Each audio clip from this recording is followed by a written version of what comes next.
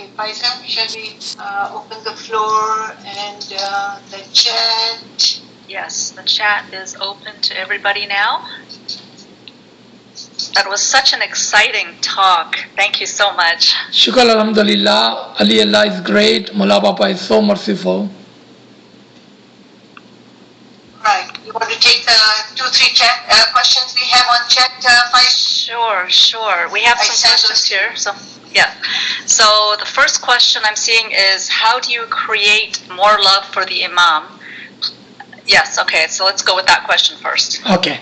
How do you create more love for the Imam? Yes, very good question and very common question. We do get this question a lot. Remember, when do you love someone? Ask this question just on general basic. In memoirs, Maulana Sultan Muhammad Shah, may our soul be sacrificed to their Imam, says, to understand the love of the higher, one must understand the love for the human. So I'm going to just take example of a man and a woman. When does a man love a woman and how does a woman love a man?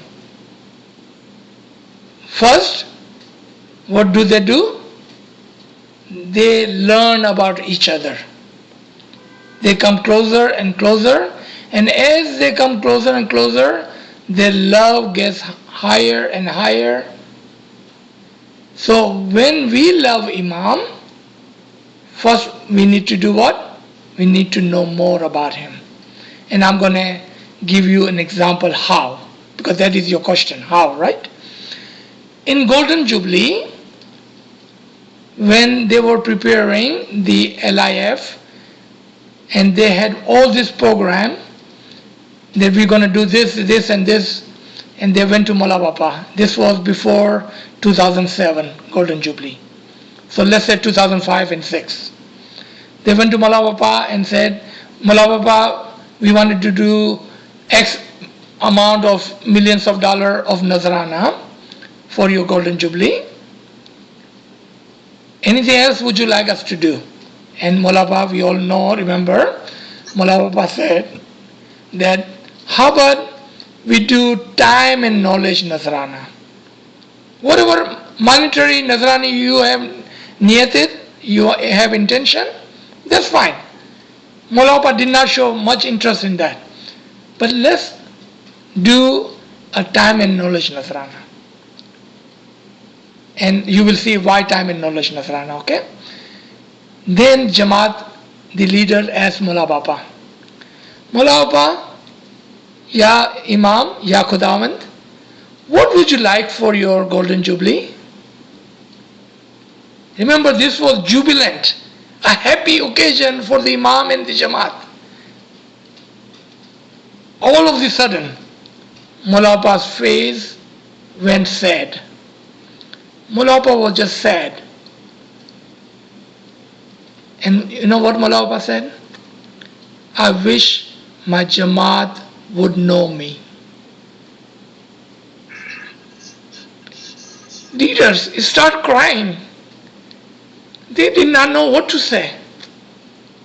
Ya Mullah Papa, after 50 years, do we not know you? They did not know what to say. They start crying. Mullah Papa said, I wish my Jamaat would know me. Because we don't know Imam, we do not recognize the Imam, how can we have love for the Imam? The one we do not even recognize. Yeah, we know of his name, his Prince Karim Aga Khan, but the entire world knows that. But do we recognize the Imam?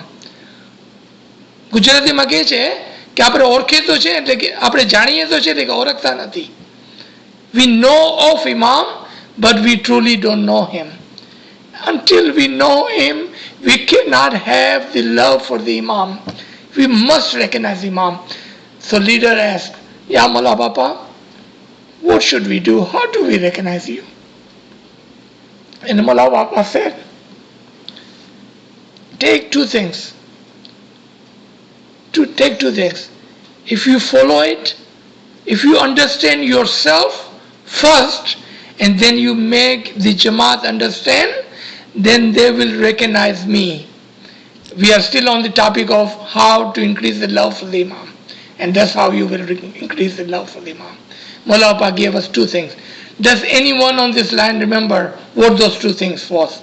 The Imam has given to us during Golden Jubilee year. For 18 months we recited those two things. Our leader came to us. ठीक है, I understand, because Mullah Appa said first you must understand, and if underline word, if you understand, then you make your Jamaat understand, and then they will be able to recognize me. And those two things were, one, Aya Nur and Hadith Saklain.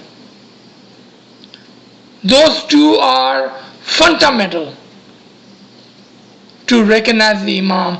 And if you recognize the Imam, that's how you increase the love for the Imam. Ji. Thank you. Somebody's asking, what are you saying? Let's see. Sorry, I've lost the question here. I think you're saying something about may my soul be sacrificed. Somebody was asking that.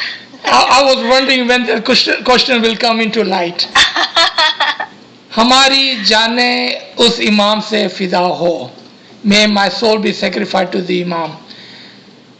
When you recognize the Imam, then what do you want it to do? Only thing I can think of it, because I cannot give anything to my Imam, but my soul. So I wanted to do what? I want to sacrifice my soul to the Imam. That's what I'm saying. You know, most people say Imam's name and they say Salawat, right?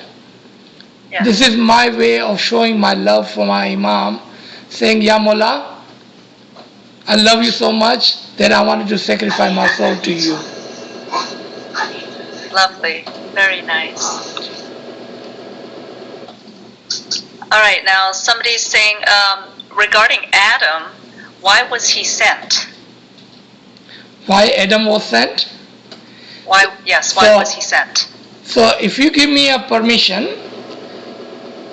I would like to correct this question, because this is not a good question. It's not a correct question, Mafi. It may be a good question, but it's not a correct question. First question should be that who is Adam? Was Adam the first man on the earth? Is Adam the man that we think he is? That would be the correct question. So how about we do this? I do know the answer to your question, but even if I tell you now, you will not be able to understand. So how about I share this 4-page writing, a 28 question in the event of Adam. I will share that with you. Read those questions.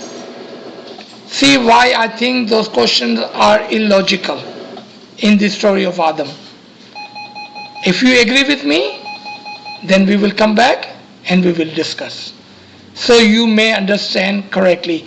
But if you still emphasize on knowing that, call me separately and I will answer it.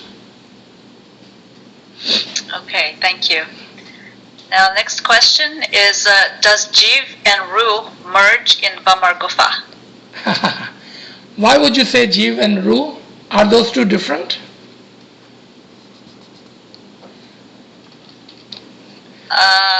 I guess the person thinks that they are, Jiv and Ru. Jiv Gujarati માં કહે છે, Ru Urdu માં કહે છે, या Arabic માં કહે છે. Okay? So they're very merged. Yes. So, our Ru, our soul, is an example of a stick. Let's take this pen. Okay? Let's take this pen. Let's say this is the soul. This is the soul. This is Imam on the top, the soul of the Imam. This is us on the bottom, the soul of the human. Okay? So this is Imam, this is human on the one side, on the top is the Imam. We are always and always are connected with the soul of the Imam. He is on the top, we are on the bottom. Disconnected, not like a rain and a cloud. So when we do the ibadat and when we become one mind, one thought with the Isme Azam, then your soul elevates itself. The Bawar Gofa is in the language of our Hindu Khoja tradition. The correct word for that is Hazira Qudus. According to Imam's Farman, forehead, this place right here, forehead. This is Bawar Gofa. So our soul increases, elevates from the nerves all the way to Bawar Gofa.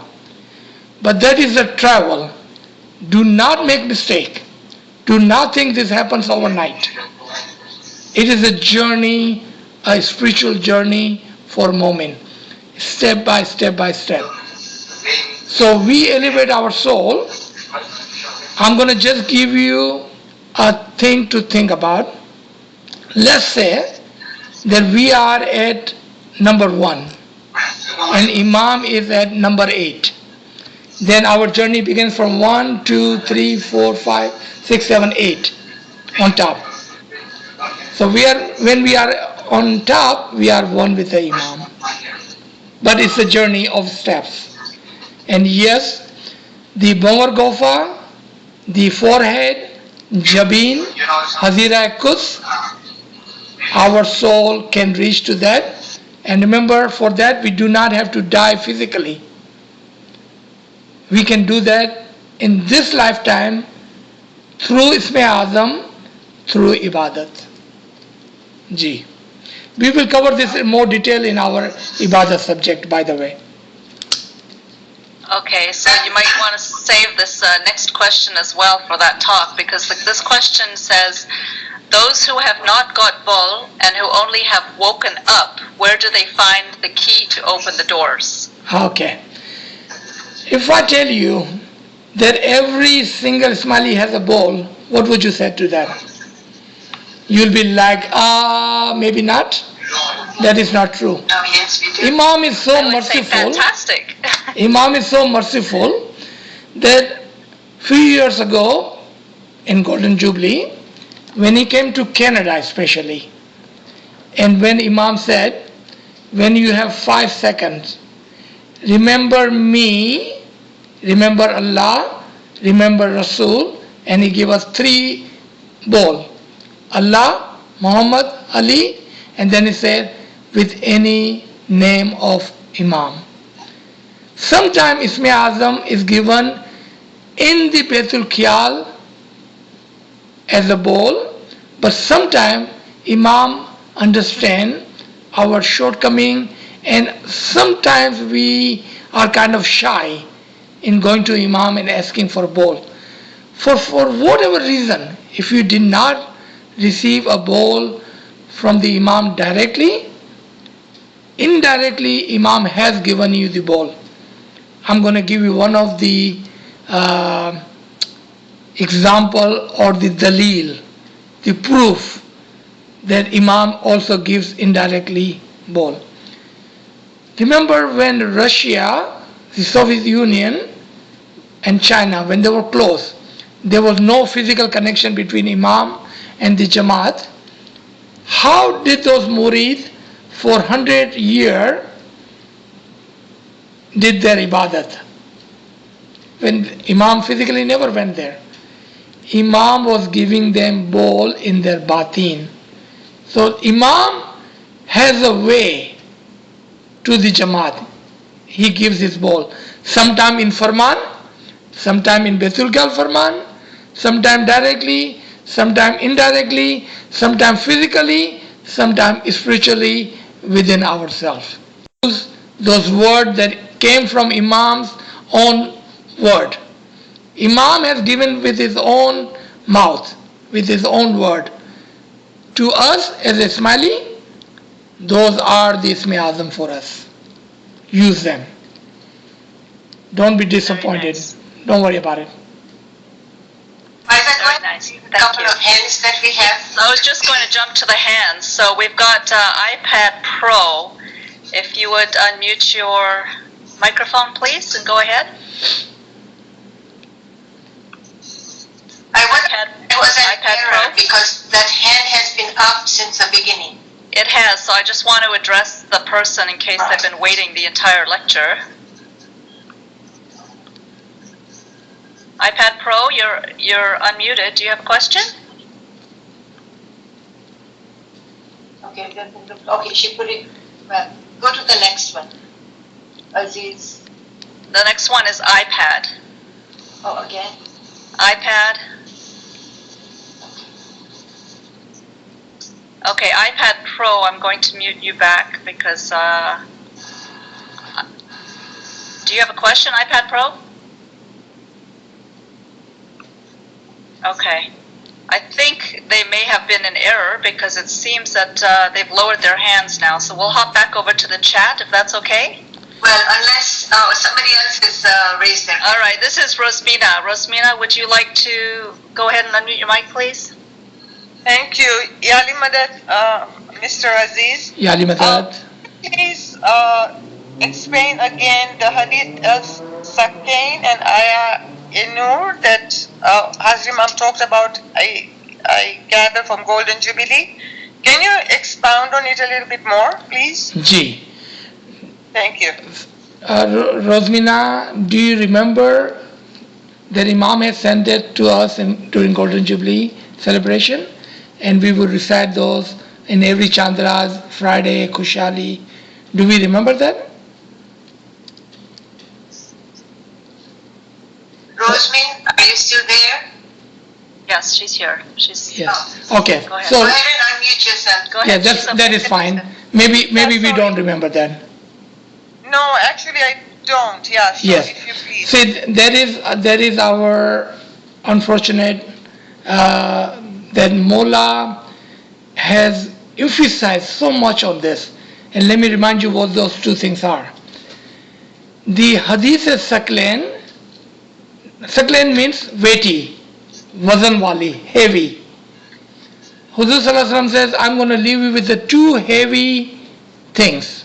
One is my itrat, Panchtane Pak, the Imam, and second is my book, the Quran. Whomever hold tight to the itrat and the book will never be sacked. यानी कि पारा नहीं हो जाएंगे. But unfortunately, lot of people hold on to the book and let the Imam go. And then with us, again unfortunately, we hold on to the Imam and we left the book. So Imam was reminding us that our tariqah, the true Islam, the dynamic Islam is Ismaili tariqah, and we have a two important thing in our tariqah. Look at our dua. It's full of Quranic verses. So Imam reminded us, if you want to recognize the Imam, then you're going to need the Quran. If you want to read the Quran, then you're going to need the light of the Imam. I also have an article I can share with you. It's called, Do we recognize the Imam from the Quran, or do we read the Quran with the light of Imam? The reason we have written all these articles, because different times people ask different questions. So I will share that also. Just remind me and make a note, Zinadapa, so I will remember. Second, Ayah Nur. That is Surah number 24. The Surah name is also Nur. The Ayah Mizbah number 35, in which Allah says that I am the light of the heavens and the earth. Do we all remember that? But in this ayat, there is a one key phrase, which is the fundamental essence of our tariqah. If we don't know this ayat, I don't know how can we know the essence, the fundamental of our tariqah. And that word is Nuran ala Nur, light upon light, Imam after Imam, Father Imam, Son Imam, Son Imam, Father Imam, Mullah Ali Imam, Mullah Hussain, Zainal Abidin, Mahmud Baqir, Jafar Sadiq, on. The principle comes from this ayat, Nuran ala Nur. Imam Aka Sultan Muhammad Shah, may our soul be sacrificed to the Imam, says, if Muslim would read ayat Nur, this is the same ayat the Imam gave to us. If they read this ayat, and if we all can gather around this ayat, then we can all be one Muslim community. You know why? Because if they would read this one part of ayah Nur, Nuran ala Nur, then the question will be, where is the Nur today? And when they ask that question, they will find the Imam and they will recognize the Imam as Imam asked us to do, to recognize the Imam with this ayat. So, to create more love for the Imam, then it is essential that we know this hadith and ayat al-Nur, correct? Yes. And that will increase our love. Yes. Okay. Thank you very much. Appreciate it. You're welcome. Thanks, Rosmina. All right, so if we can hop over to the chat again. The next question in the chat is, can you please explain in detail what is intellect? Very good question. Okay, remember there are two levels of intellect, and we can always refer back to Imam's word. In Aga Khan University, Karachi opening, Imam says that intellect transcend and give knowledge to human intellect. The intellect of Allah is above all of else. We cannot even comprehend, we cannot even understand. So in one level, He transcends, is above us. But at the same time, He gives us intellect little by little for us to understand. So what is intellect? The true intellect is true knowledge. So in worldly manner, you can say this guy is very intellectual. Why? Because he has whatever worldly knowledge, knowledge of science, knowledge of mathematics, knowledge of economic. But those are temporary intellect. Okay, once they die, their intellect dies with them. But a mu'min, and when I say mu'min, there's another word for mu'min with a higher intellect, is called arif. Arif. Arif किसको बोलते हैं? जो इमाम की मारिफत के साथ होता है.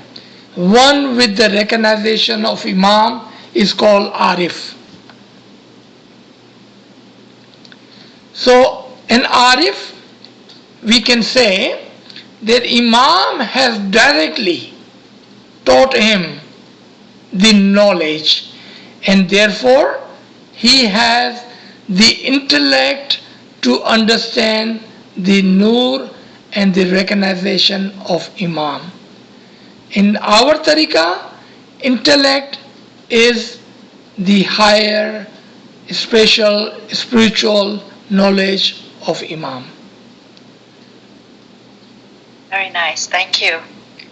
We're getting all kinds of positive comments. There's one I'm just going to share with you here. It says, always love to hear Aziz Bhai, always learn something new. Shukr Mola. Shukr Alhamdulillah. Remember, this Okay. is not me, this is Garib and Nachis. I have no knowledge. Everything that you like, it is from your Imam, and he wants to give that to you, not me. Don't not Well, give we're me any getting credit for that. You're a catalyst because you're building the bridge between us and the knowledge.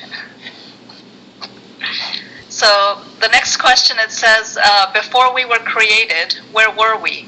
Were we with Allah? And if so, what was the purpose of life if we already knew Him? Very good question. So, I'm going to add another question to this question. And that question is, did we come to this world with our own free will and wish, or did Allah push us down without even asking us? My soul and your soul, did you want it to come down, or are we trapped in this body because Allah just sent us? He didn't ask me. Do you remember Allah asking you? You will say, no, I don't remember. Right? Actually, it's not like that. It's not like that.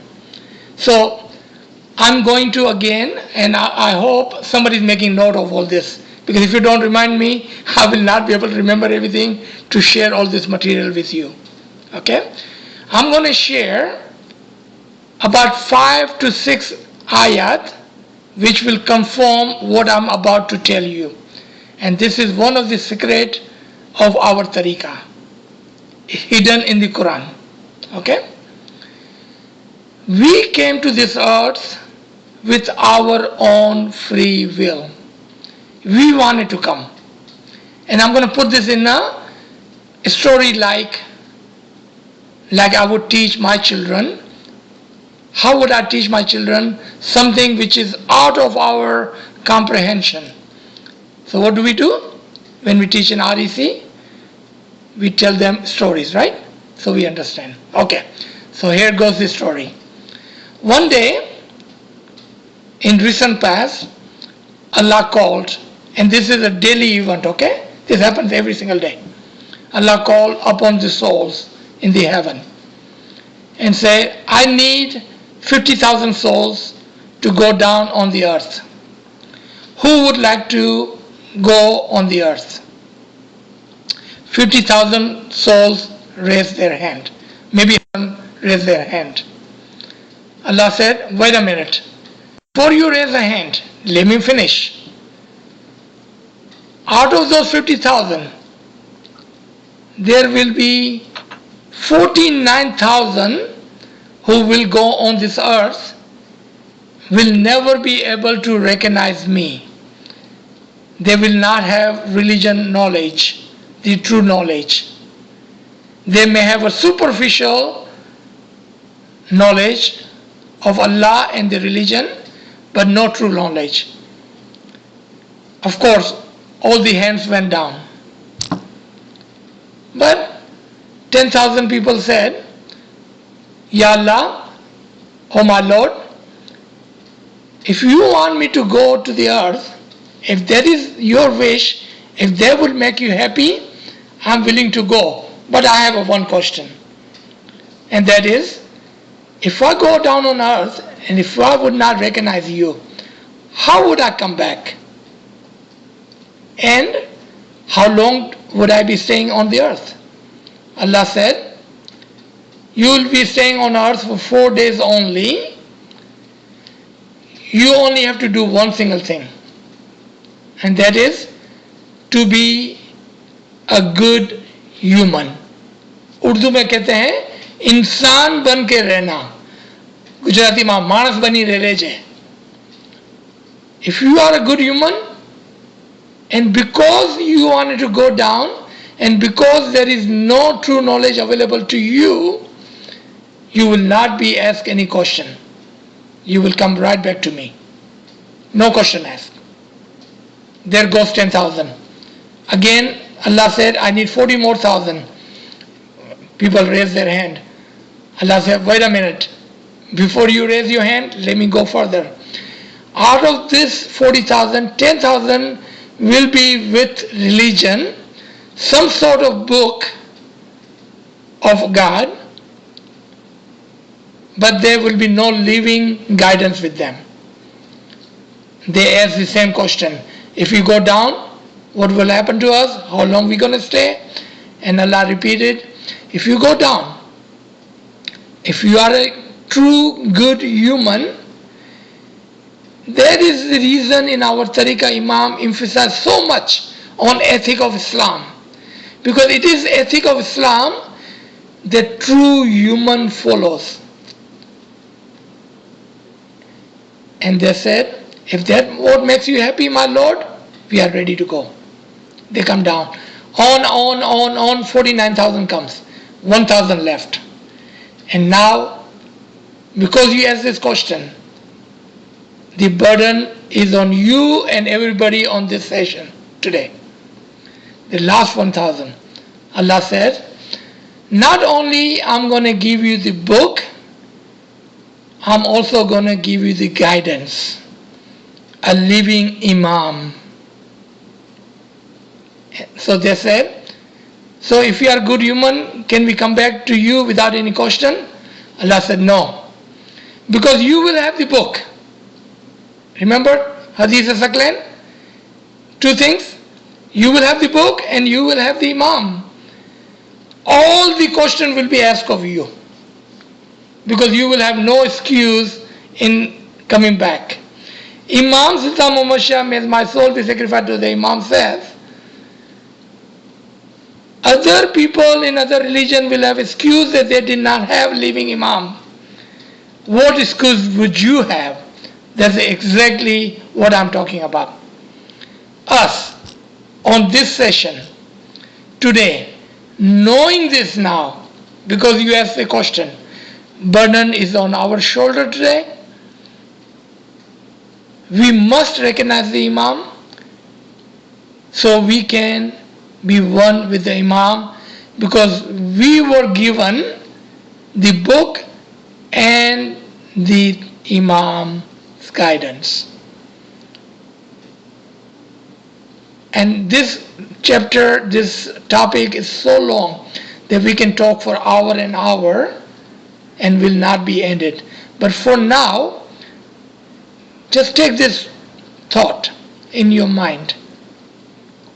Because if we say that Allah just pushed our soul down on earth, then why should I have to do anything? I did not ask to come to this earth. But that is not true. We all raised our hand and we all wanted to come. Allah is merciful. He is not going to just push us and then leave us here. He is not like that. G. Thank you. So we have Azmina Visram. Would you like to unmute your microphone, please? So I'm the one who asked that question. So I just want clarification. The fact that we out of our own free will agreed to come, and you've just said that we have the book and the Imam. So if we do not recognize the essence, does that mean while we are on earth, what is the consequence of some of us who do not recognize the essence while we are here? What does that mean then? G. So we have two burdens. We have a burden of our soul and we have a burden of our Jamaat as well, as a combined. Okay? So if the example of those 1,000 people, and we use that example as a smiley, amongst those 1,000 people, this 100 and 200 people on this line, with this knowledge today, you think we have more responsibility on our shoulder to first recognize the Imam and then make sure our brother and sister in the Jamaat also recognize the Imam. And I'm going to again take the one of the lines from this Farman that we were reading earlier, where Imam said, amongst you those who have knowledge must give this knowledge to others. If they do not do that, they will be sinful. The burden is on their shoulder. So today, and was this Rosmina, right? Oh no, Visram, Miss Visram. Okay, Visram, you don't have to worry about it. Most of the burden, first of all, in this session only, okay, is on me. If I don't do justice to the knowledge that you guys have trusted me with and give to you, then burden is on me first. Second, it is on all of us combinedly. And if we take the responsibility and we have said that we are the one who want to learn the batin of our knowledge, then if we are serious, then this question that what if we don't is gone. Because we have tried, Imam only asks us to try. When we try, he gives us that knowledge and we will be okay. Don't worry about it, we will be okay. Because at least we have tried. And we will. I'm not going to say we may. We will have the recognition of Imam within our lifetime, inshallah. So the onus is on trying the best we can, and whatever knowledge we receive from you, we should in turn spread it or share it with others. Yeah, first learn, be firm, and then share with our brother and sister in Jamaat. Yes.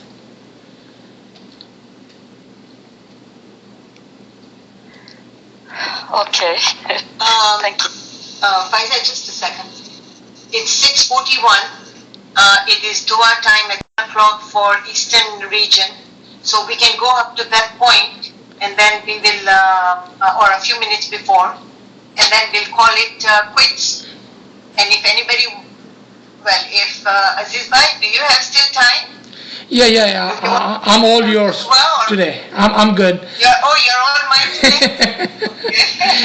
Just for next 10 minutes. Okay. Next. The question I would ask, okay, if I was sitting on the other side, I would ask this question. Because remember, today's class is about ilm, the knowledge and the wisdom.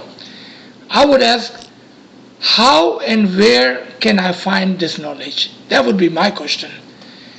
Because once we have that knowledge, the true knowledge of the Imam, then all the other questions will resolve itself with the key of the knowledge. For example, if I was asking that question, that's how I would answer. First, see what Imam has said about knowledge.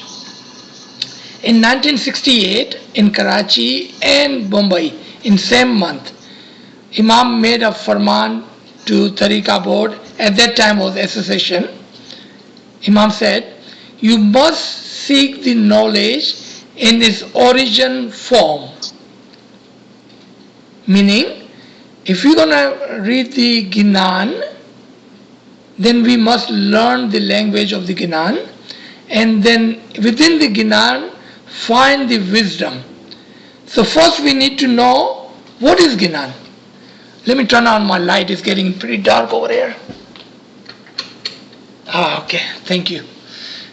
Okay, so first we need to understand the language of the Ginan, and then we need to find the wisdom of the Ginan. So what is Ginan? What is the ilm? Ginan literally means ilm. So what ilm Peer is given us? Unfortunately, I don't know why, we are so much stuck in the Rag and Ragni that if we are saying it nicely in rhythm, then we are good. No, it is the knowledge within the Ginan that we should be seeking. Ginans are the spiritual elevation of the peer. Peer are telling us how they got to where they got to in the spiritual world. So if we want to find the ilm, start with the Gnan. Second, Farman. Just reading the Farman and listening to Farman not going to cut it. No, it would not. Meritocracy. How to understand Farman. And if you don't, seek those people who understand Gnan and Farman. Third, the books that Imam talked about in this 1968 of our dais and peers. The book of Mansur Yamani, the book of Pir Nasir Khusros, and book of our Sayyid. And there are hundreds of books on true knowledge of the Imam. Seek those books. And there are so much writing about the recognition of Imam in our time. Seek those books. Seek the knowledge. That would be a question I would ask if I was sitting on the other side. G. Thank you. So there are a couple of comments regarding your phrase, may my soul be sacrificed to the Imam. So you definitely got some people's attention, and Dr. Andani was kind enough to also put in a comment. Thank you, Dr. Andani. And his comment is basically letting us know that we find many Shia in the time of early Imams also saying this to the Imam. So thank you for that. Yeah, Khalil is a good friend, and Khalil has so much knowledge of our tariqah that if I knew he was present, I would not be talking. I would let him talk. Well, we're happy to have him here. Thank you. Okay, so let's see. We have no hands raised. Oh, we do. Okay, iPhone, can you go ahead and unmute your mic, please? Okay, Faiza, it's 6:46, so Dua time will be cutting close. So, and then we need to close. So okay, so we'll take this last question. I just have one question. Yeah, we will take the hands. We will take the hands. Don't worry. Okay, so my question is, if Imam says that I have two, the book and the Imam for you to recognize, the book is the Quran, is that correct? Or the book is the Ginan, or the Gyan in the Ginan? Now, Hadith al-Saqlain said that Huzur Sallallahu Alaihi Wasallam said that take the book and take the Itrat. And if you hold on to those two, and Imam said, if you take these two, you will be able to recognize me. Because the recognition of Imam is hidden in the Quran. So what book is that? That is the Quran? Quran, yes. So how come we were not encouraged to learn Quran from the young age? You know, sometimes people say that, but I remember when I was going to night school, and I don't know how old you are, but when we were going into our night school and REC Center, and even when I was teaching REC Center in 2003 to 8, we did have an understanding of Quran class, and everybody was encouraged to learn. And even in the dua, in every single part, we are encouraged to learn the Quran and the ayat.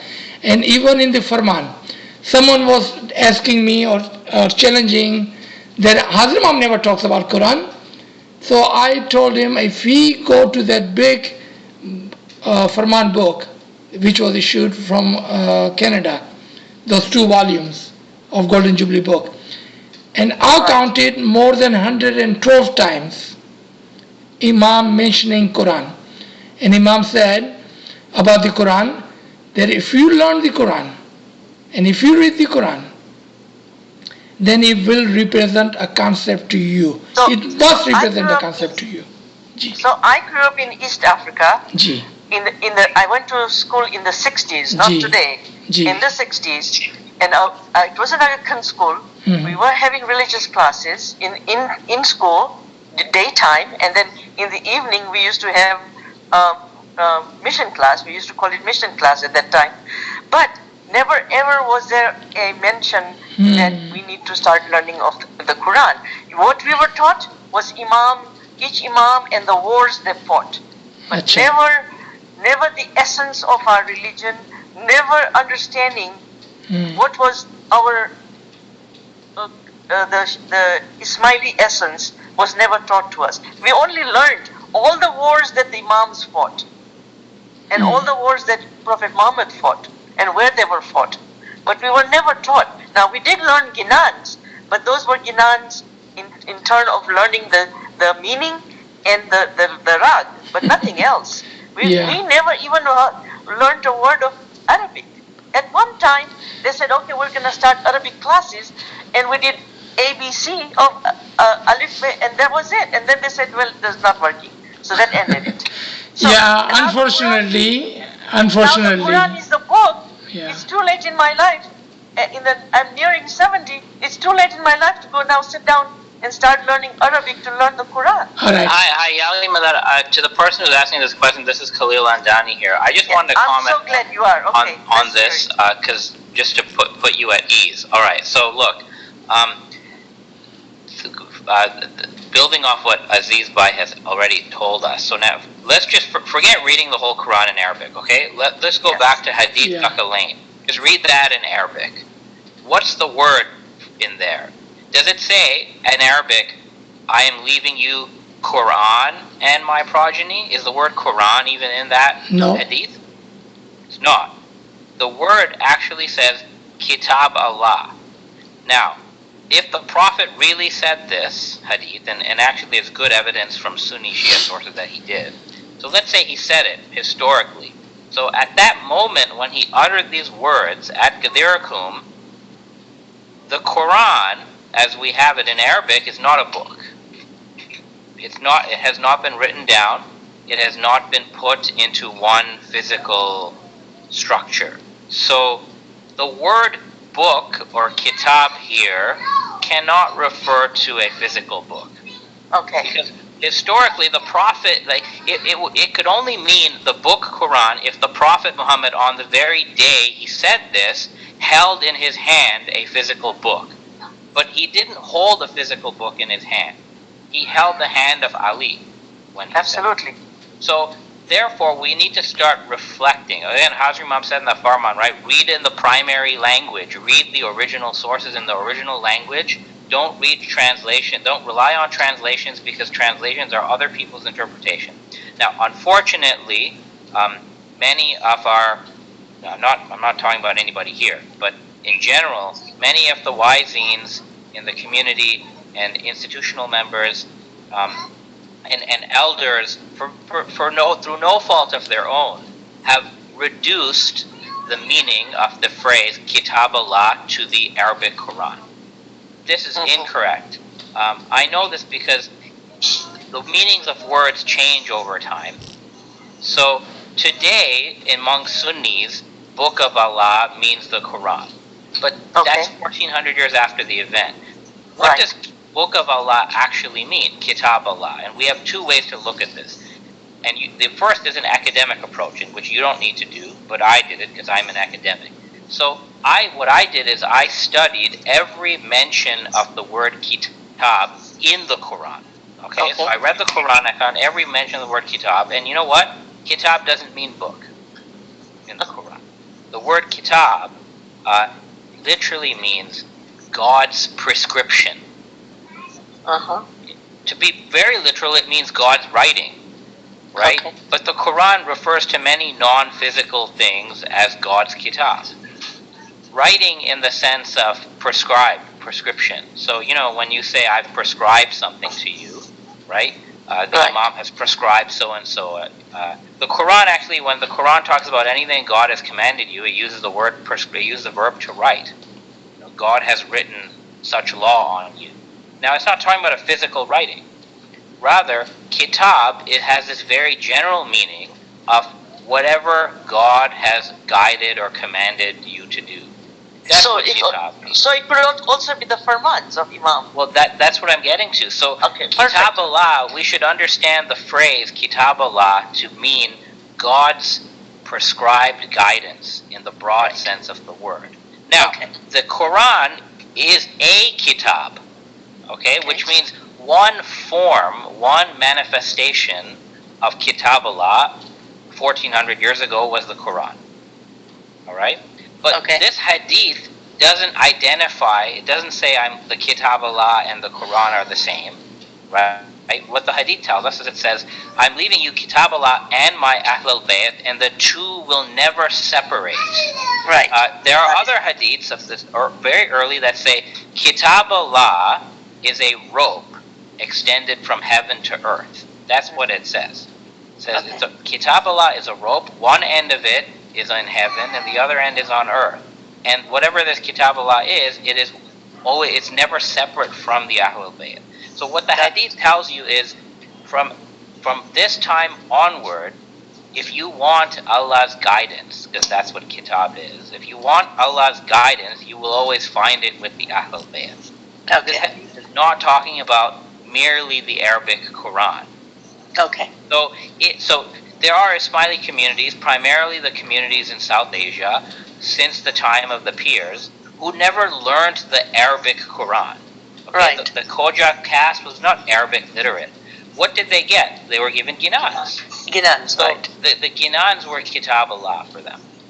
Right? Correct. The whole Ismaili community historically, now in the Fatimid era, they talk about this, they say there are two kitabs. There are two Kitab Allah. There's the speaking Kitab Allah, that's the Imam. And then there's a silent Kitab Allah, that's the Quran.